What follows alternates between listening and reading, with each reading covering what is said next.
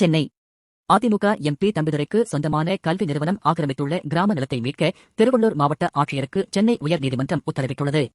திருவள்ளூர் மாவட்டம் கோணாம்பேடு கிராம பொது நல சங்க தலைவர் ஜி. கருணாநிதி சார்பில் சென்னை உயர்நீதிமன்றத்தில் வழக்கறிஞர் எம். புருஷோத்தமன் மனு ஒன்றை தாக்கல் செய்திருந்தார். அவர் தாக்கல் செய்த மனுவில் திருவள்ளூர் மாவட்டத்தில் உள்ள கோணாம்பேடு, நாராயணபுரம் போன்ற கிராமங்களில் அரசியல்வாதிகளும் அவர்களது குடும்பங்களைச் சேர்ந்தவர்களும் பள்ளி மற்றும் கல்லூரிகளை கட்டியுள்ளனர். செயின்ட் பீட்டர்ஸ் உயர்கல்வி நிறுவனம், செயின்ட் ஜோசப் கல்வி அறக்கட்டளைக்கு சொந்தமான பள்ளிகள், பொறியியல் கல்லூரி, நிகர்நிலை பல்கலை உள்ளன.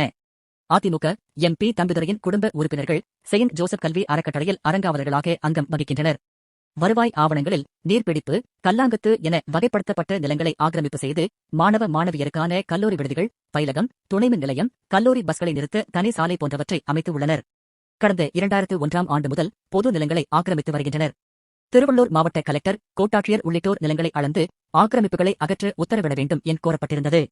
இந்த மனு கடந்த பிப்ரவரி 10ஆம் தேதி நீதிபதிகள் எஸ்.எம். சுப்பிரமணியம், சி. குமரப்பன் முன் விசாரணைக்கு வந்தது. அப்போது அரசு தரப்பில் விரிவான அறிக்கை தாக்கல் செய்யப்பட்டது. சர்வே அறிக்கைக்கு அதிருப்தி தெரிவித்த நீதிபதிகள் சம்பந்தப்பட்ட நிலங்களை 12 வாரங்களுக்குள் மீட்க வேண்டும் என்று மாவட்ட ஆட்சியருக்கு உத்தரவிட்டு விசாரணையை தள்ளி வைத்தனர்.